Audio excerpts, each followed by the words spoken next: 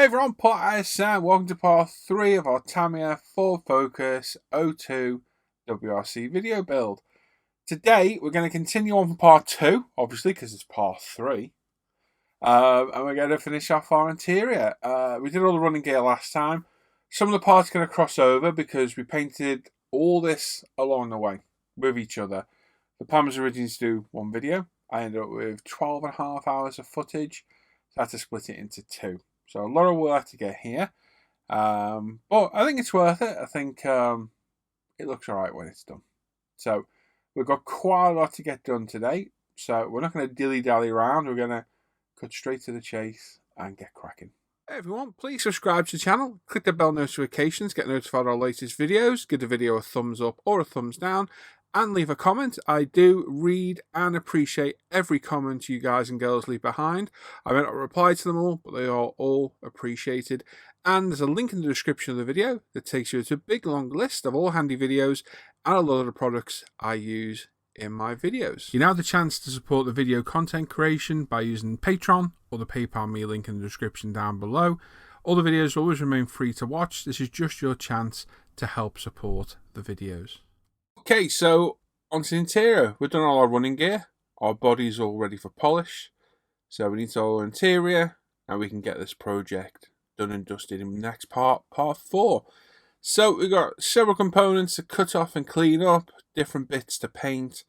Nothing too fiddly, but we're going to try and add a fair bit of detail if we can. We'll add some belts, which luckily we've got pre-made today. I'll explain more about that later. We've got some cleanup on the roll cage, so we'll cut it all off. I'm going to use a knife for speed to get rid of most of the seam marks. Anything else I can't, we'll get in there with some UMP Ultimate Sanders and get them off. But quickly removing the seams. This is going to be primed and painted in white. We actually had a sneak peek of this being painted in the last part, but we'll include it today as well. It's going to need assembly, so we're going to assemble the 2 pieces, well, two of the 3 main parts. So we're holding the centre section into the side section, and we'll glue it in with my Tamiya extra thin plastic weld mix and get it glued together, and then we'll line up the other side and then line up the top and then pop it on the car and get it all lined up true and straight. Quite an easy one to assemble, this one. Not as fiddly as some of the other roll cages. So just let the glue do the work. Obviously be aware of fingerprints, don't get anything on your fingers and don't leave glue marks behind. Quite simple to do. I find it better to assemble these. The instructions often call for you to paint them up and then glue them together, but for me, doing it as one assembly is much easier and faster, and I think it's cleaner when you come to assembly later on, rather than trying to super glue it later on. We've got all the glue out of the way at this stage. Let's just get it together, glue it, hold it, place it down, then we can put our top piece on. And again, get all the components lined up. Hit it with some glue. Don't need a lot. So you can see I'm wiping off the extra thin brush. Quite nice and simple. If you're not too sure, you can pop these parts as they are now onto the chassis. Don't glue it to the chassis and use that as a kind of jig to line everything up. For me, I know I can get it all glued together like this, then pop it on the car to make sure it's fully straight later on.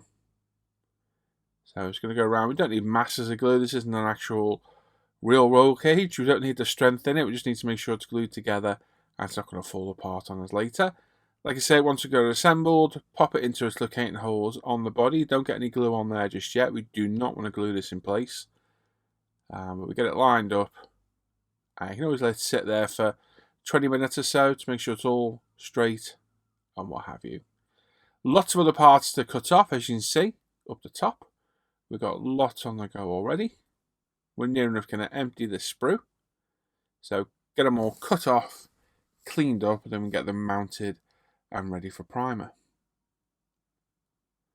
So using a mixture of Ultimate Modern Product sanders, we've got a 400 thinny stick here.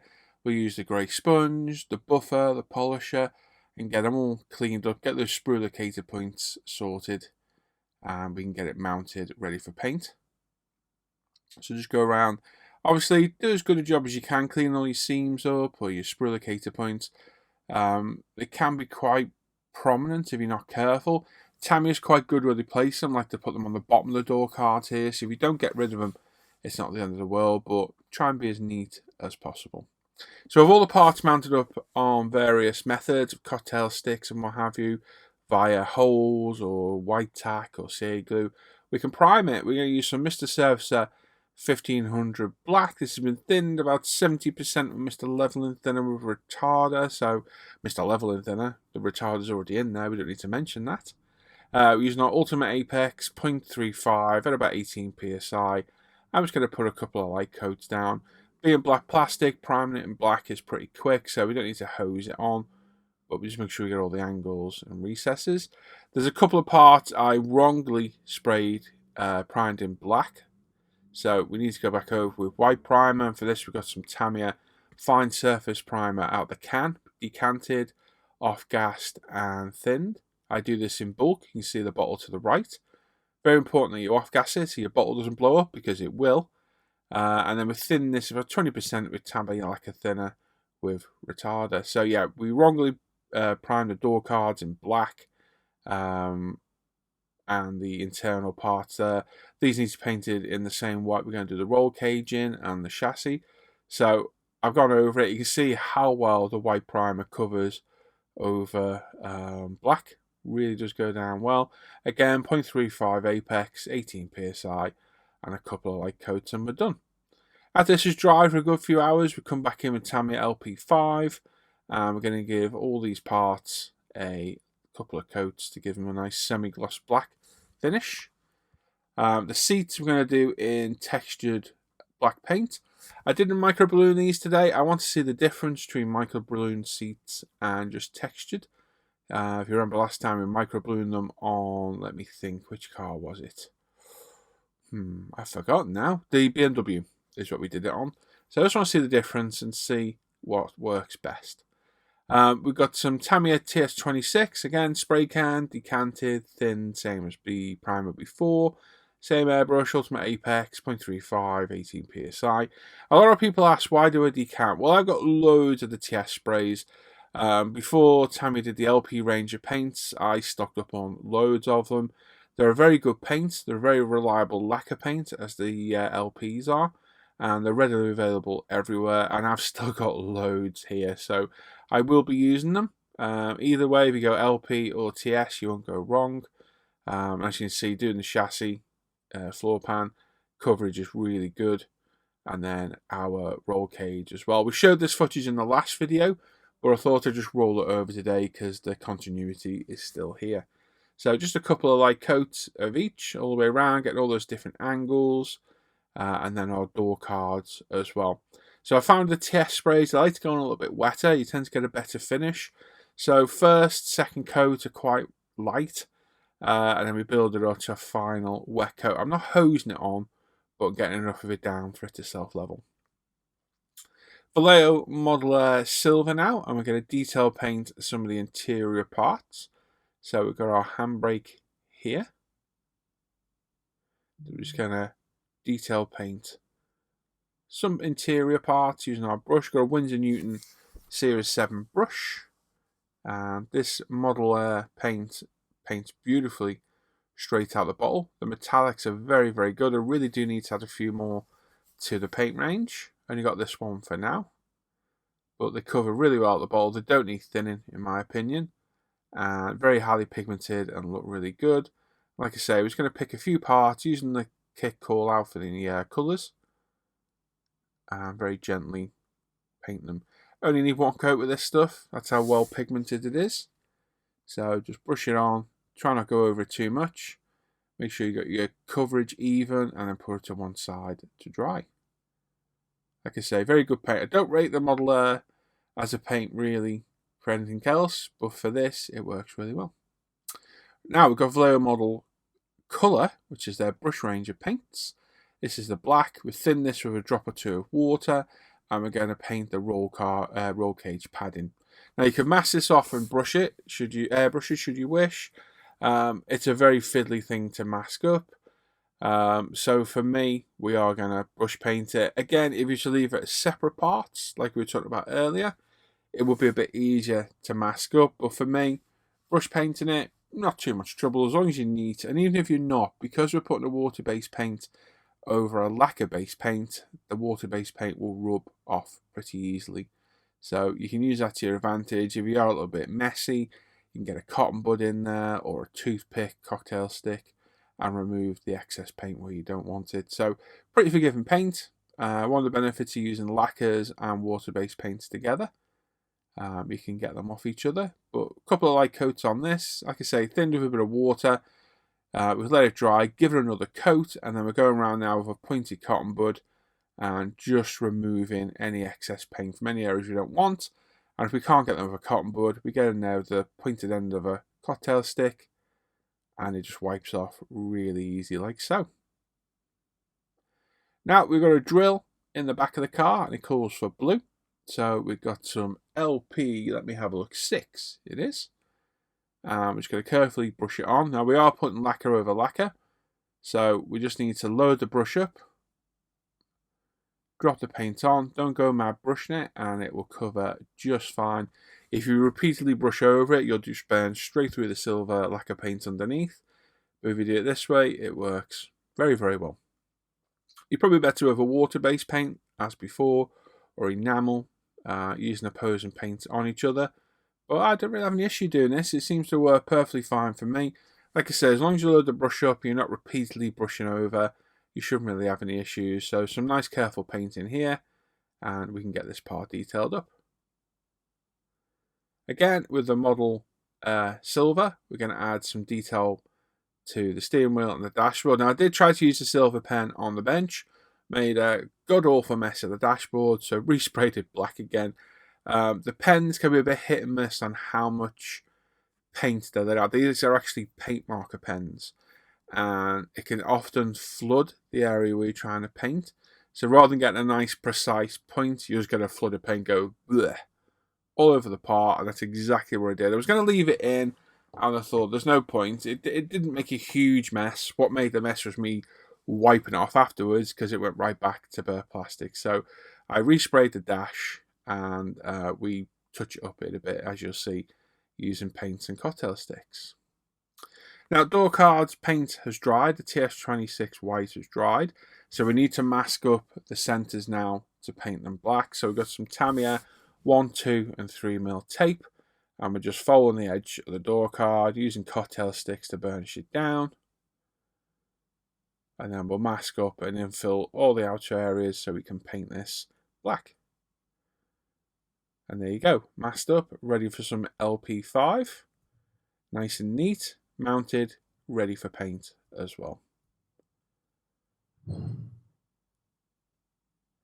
Right, we've got some decals to do. So the seats I've sprayed in 0 textured paint.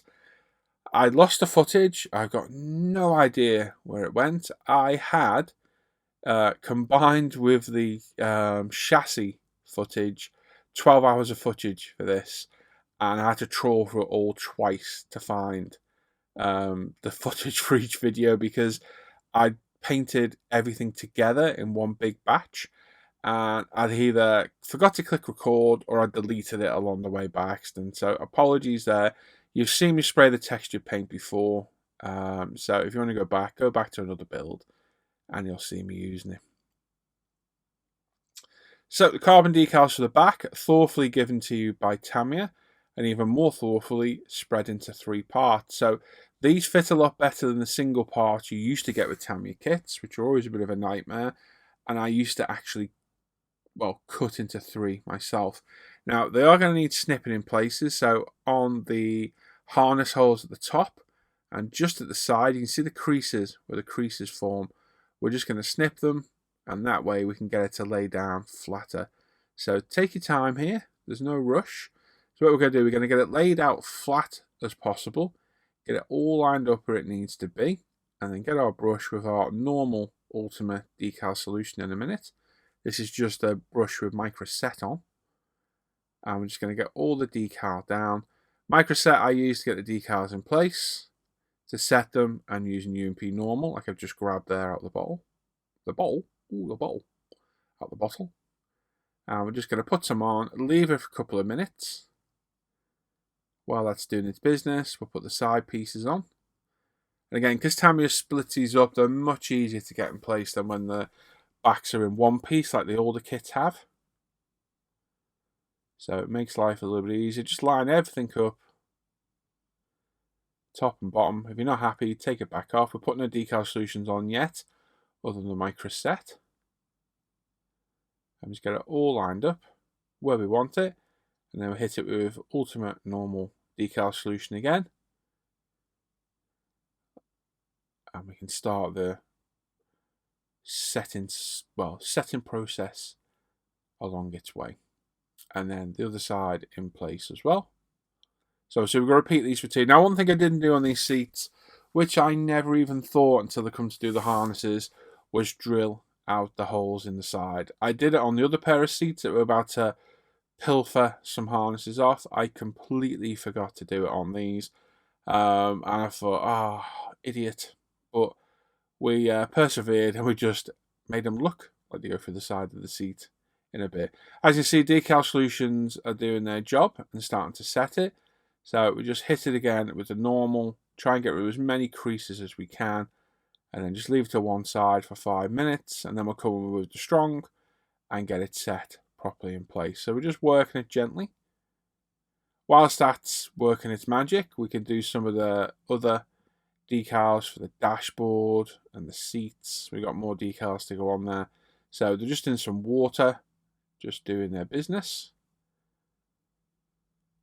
Don't rush them, let them sit, but don't let them sit there too long or you lose some of the adhesiveness. So we've got the Rally computerish thingy on there as well. Somebody in the chat's going to go, oh my god, it's a waffle maker, and tell me that I'm wrong. But yeah, decals go on, no bother at all. Cartograph decals, they go on, no problem at all. Got some Sparco logos for the front, back, and bottom of the seat as well. And they go on, no trouble at all. Really nice Cartograph decals. It's always a bonus to get Cartograph or any other decent manufacturer decals with your kit. It saves a lot of heartache and, well, problems. And they react well to decal solutions and set. And that's it. Now, this is the buttons I ruined earlier. So where I'm using the Model Air Silver and a cocktail stick, I used that silver paint pen and just made an absolute mess of these. So what we're going to do, we're going to paint some of the buttons in silver, the rest of them in white, and then we're going to come in and put some red over the white and silver decals randomly. Of course, there will be a set pattern. What would have been the the blowtorch booster or the self-inflating bouncy castle for the back. Some of the malarkey here. I don't know what it is, so I'm just going to try and make it look interesting, like so. So we've got some silver and some white, and I've now got a Molotow paint pen. But you didn't know they did these. So this is a paint marker pen, and we're just going to touch over the buttons randomly and just add a little bit of brightness to this white cacophony of white buttons. So I'll take a few coats of this, just take a bit of coverage. So just put a coat down. You can always go back over it again later on. And there you go. There's our buttons all done. Now we've got our steering column to go in. Not very supportive, this piece, so make sure your CA glue grabs it properly. Line it up, make sure it sits straight. Yeah, but not very supportive piece. Quite loose, to be honest, so make sure you get it all straight and lined up correct. And then we've got our gear shifter, I think this is on the side, isn't it? The sequential shifter. And our steering wheel as well. Again, make sure the steering wheel is straight. Line it all up. Make sure it's straight across all the axes. And belts. Now, these belts I have on these other seats are out of another car. Same kind of seats, not quite as well done as these ones, but the belts are Model Factory Hero belts. So they were recycled, and we're going to use them today. And the reason they were recycled, because they're about £14 a set. They are very expensive seat belts. Now, what I used to use in the beginning, before I found the Studio 27, so 100% being recycled. So yes, so I've sped this bit up because it does go on for a while. So basically, we're just going to take off the old double-sided tape, pop some new stuff on, and pop them in place the same way we normally do it. Now, are these belts better than the ones I normally use? Oh yes, they look a lot better. The ribbon that comes with them is high quality. They are much nicer looking belts, but I can buy a whole PE fret of Studio 27 that will do me about 10 seat belts for what this one set will do. So is it worth it? No, in my opinion, it's not. But I wasn't going to waste these, and this is the perfect car to use them on. So yeah, recycle them, use the parts rather than wasting them. So there we go. Two sides lined up, fresh double-sided tape on each one. Get them in place, line them up. Like I say, big regret not drilling out the side of the seats, but we can make it look like they're drilled up by cutting the side pieces ribbon to shape an angular through, like we've done before. But yes, I was a bit daft, not thinking ahead to drill out the sides. But hey, we can't all be perfect.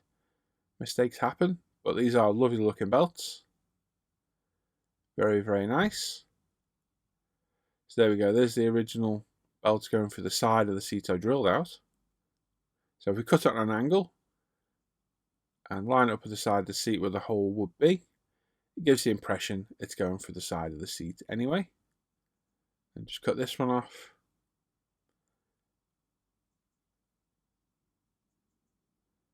And again, fresh piece of tape.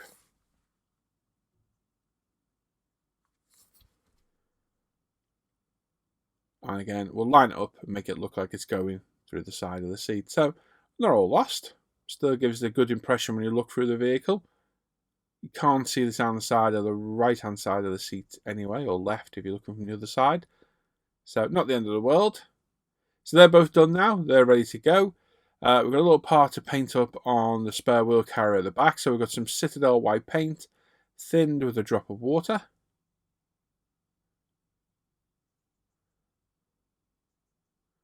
Like so. I'm just going to put several coats down and build this up. It's just the bar section it is at the back just needs painting up. So just going to put 2 or 3 light coats down, build it up. It's not going to be as high gloss as the TS26, but it'll do for the purposes we need here. Again, using our Winsor Newton Series 7 brush. Just take our time. A couple of light coats, as always. Several light coats is better than one big thick one. As you can see, we're getting some decent coverage there. And again, pretty much if you've got anything you need to remove, water-based paint over lacquer again, you can just wipe it off. So happy with that, we'll leave that to dry. We're going to brush paint this section black on the back of the car as well. I did contemplate masking it, I did start, and I thought, you know what, we've got some nice lines there to follow. We'll brush paint it. So again, model colour black, thin to a drop of water, no problems whatsoever. There is some quite nice about brush painting, very simple. I wouldn't like to do it all the time, but I don't mind doing these small parts. Now, this footrest with the fire extinguisher incorporated in, I originally primed it black and then thought, how the hell am I going to paint the fire extinguisher red? So I reprimed it in pink Tamiya primer, sprayed the fire extinguisher, well, the whole lot red to be honest, and we're going to brush paint the black in because it's easier to do it this way round. So model colour black again, thinned with a drop of water, a nice flat Tamiya brush, some careful brushwork, and we're done. And then to mask off the aluminium coloured mounts, we're going to use some Tamiya 3mm tape to mask it off. And then we're just going to brush paint it in the model silver.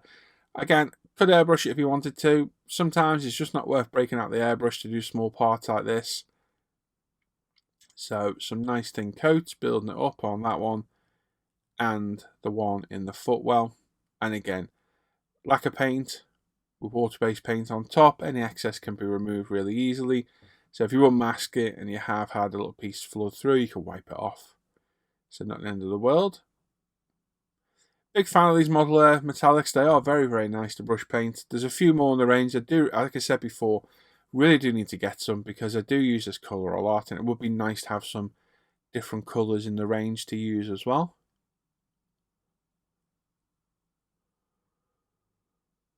But yeah, a couple of light coats, let it dry, and we can unmask it. And like I say, if we have any bits we need to remove, like so, we can get a moist cotton bud that I definitely didn't lick. Didn't lick that one either. And we just wipe it off. And again, if you need to get closer, use a cocktail stick. You can get right in there to do it. Same on the footwell one. Once we're happy, leave them to dry. And then we've got a few decals to go on there as well. So just follow your instructions. Make sure everything's orientated the correct way. Get everything in the right place. Line it up. Remove the excess moisture. Hit it with the UMP Ultimate Decal Solutions again. Get everything set in place. So like I say, always start with the least powerful decal solution, unless you've already used them before and know they only react to one particular strength. So we always start with the normal, get them in place. If they move with the normal, you can move them around and get them back again. If you move them while they got the strong or the extra strong, you run the risk of ruining the decal. So like I say, always start with the least powerful decal solution you've got. So with them done, we've got a spare wheel brace to make in the back as well. I say brace, strap. Now, I don't have any fittings for this, so I'm going to wing it, make my own using some ribbon. I'm just going to fold it over to give the impression that it's got a strap on it to hold it in place. I've sped it up because otherwise it's a bit boring to watch. So I've just put some ribbon over each side, a piece of ribbon over the middle with some double-sided tape. Fold it over, and then we'll pull another piece over. There are P for this. I don't have any to hand at the minute. I probably have if I really go root for all my stuff, but this will do the job just fine. As long as it gives the impression I'm looking for, which is just this, I'm happy. So double-sided tape, some 2mm red ribbon, 5 minutes of your time, and there we go. We've got a fake road wheel strap. The bisagle on the back of the mount, pop the wheel on, job done. And again, I sped this up as well. We've got some Tamiya LP71, which is champagne gold, I think. I'm just going to do suspension struts. It calls through the front and the rear. You can't see the front ones once the body's on, but you can see the rears, so I just did the rears. Do the front as well if you wish, but my thought is if you can't see it, what's the point? So some careful brushwork with a fine pointed Series 7 Winsor Newton brush. Then we can start assembling our interior. So radiator in first, a couple of dabs of CA glue to get that in place. And then we just go around and start adding everything in place. So not a bad interior. You could go to town on this and super detail it. Add all kind of wiring and hoses and harnesses and all sorts of stuff in here. I'm quite happy to do it out of the box. We've added some nice detail with paint in here, but you can go as far as you want with this. Like I said, add all the wiring, the hoses. You could weather it all. You could really go to town. But for me, I'm quite happy doing this. I like my cars nice and clean.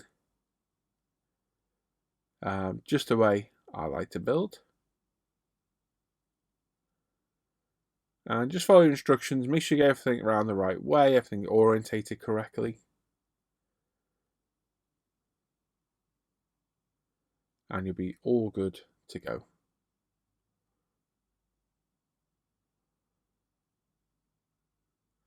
There you go. Make sure things are straight.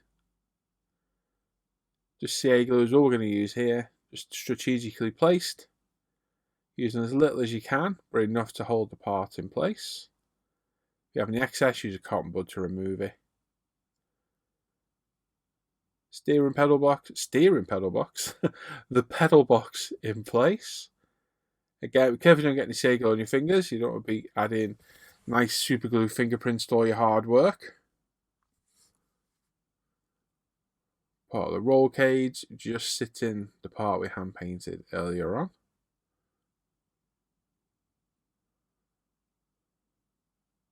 Make sure it's all angled correctly. And then we can get our spare wheel mount in place at the back. Again, a couple of dabs of CA glue holds that in place nicely for us. Like so. And then our seats. Using our It's changed its name now. It's not a perfect pen anymore. It is called, as he grabs it, Loctite Super Glue Creative. Exact same glue. You get another gram of super glue in there, and they've almost doubled the price of it. But it's still very good glue, a very good applicator, and it holds our seats in very well. So the roll cage, before we commit to gluing this, we're going to feed the harness belt through the back.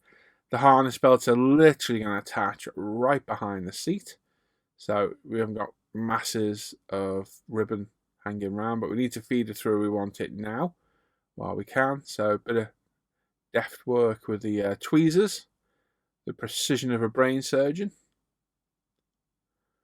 We can pull them through, and then we can add a dab of shea glue to all 4 of the mounting points and drop them in place.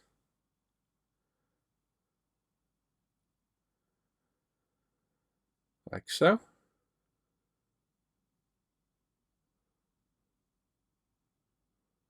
And there we go, that's that glued in place. And then with some double-sided tape, we're going to cut the ribbon to length and then pop it around the roll cage and just grab the harness ribbon material and fold it round to get the impression it's attached to the roll cage. And we'll repeat that for all 4. Once that's done, we can get our dashboard in place, a couple of dabs of CA glue on its locating points. Again, keep referring to instructions all along, make sure you get everything in the right place. Once you're happy you've got it lined up, just give it a press home. Again, be careful of fingerprints. Take your time. And then finally our door cards. Little locator points and pins on the side of the roll cage and some holes or recesses on the side, and hey presto, there we go, both door cards in place. Again, be aware of fingerprints, very easy to do now at this stage, don't ruin your hard work. And a quick test fit of the body, and everything's looking good. So there we go, that's where we're going to leave it today, and then we can come back in part 4 and get this finished off.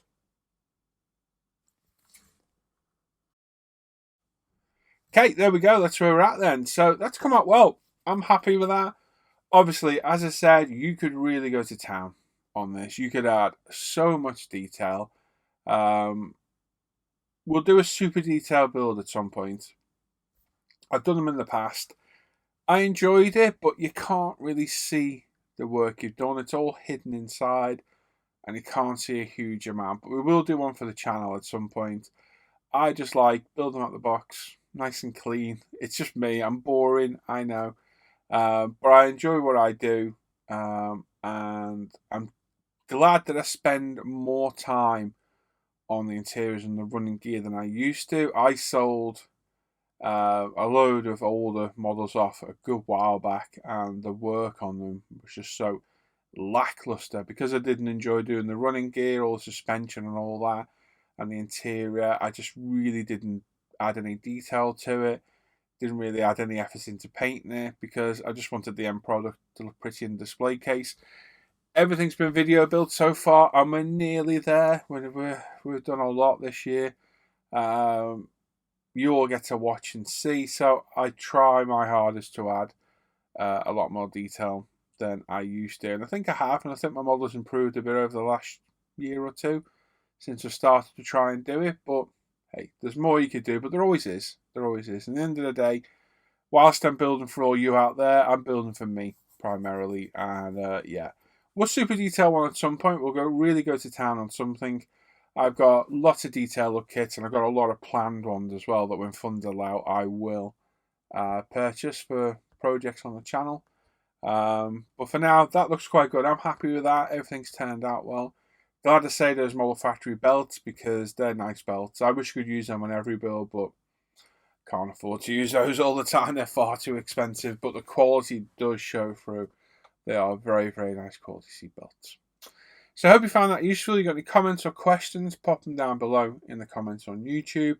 I read everyone and do answer them if they're a question, but I do read everyone and heart every comment up, and appreciate everybody that takes the time to leave me a comment. Thank you very much. Give the video a thumbs up, subscribe, and click the bell notification, and share the videos. If you want to help the channel, share my videos around if you can. If you've got a page or a group, just pop a link to all my videos out there. Everyone you bring over here helps get the viewing figures up. If we get the viewing figures up, it makes me more enthusiastic to make videos. So it's a win-win for everybody. And I'm going to do something in my next bench update that will benefit everyone. I'm going to do a shout out for a shout out. So if you want to do it now, if you're watching, you've got your own YouTube channel, page, group, whatever, give me a shout out and tag me, or just let me know, look, I did this here, and I'll return a favour in one of my bench updates. Now, without sounding big-headed, I got 50,000 subs. There's a lot of potential coverage there. So I know I can get people over to different sites that they may not know of. And I know there's a lot of the smaller sites that don't know of ISM and me. So I'm quite happy to do a shout out for a shout out. I do it for friends, obviously, because they're friends. But yeah, if you do, let me know in the comments down below. Let me know where you did it. Let me know your details. And I'll do it in my next bench update. We'll have a dedicated section for a shout out. And I'll reciprocate what happens. So yeah, if you do, let me know. I'm more than willing, no matter how big or small your channel is, help everybody out. We are a community here. Sadly, ISM has never really been a part of the community. We've always kind of been shunned because of UMP. And I guess that's okay. But I am a modeler. I'm a very prolific modeler. And we've got a good community over at ISM. We've very nearly got 20,000 members on the Facebook page. 51,000 subscribers on the channel. So yeah, it'd be nice to get a little bit more support, I think is the word I'm looking for. So yeah, if you want to give me a shout out, share a video around, let me know, and I'll do it right back for you. Yeah, we'll do that. I'm going to discuss it more on my next bench update, but I just thought I'd tag it on the end of here and bore the life out of everybody as we go anyway.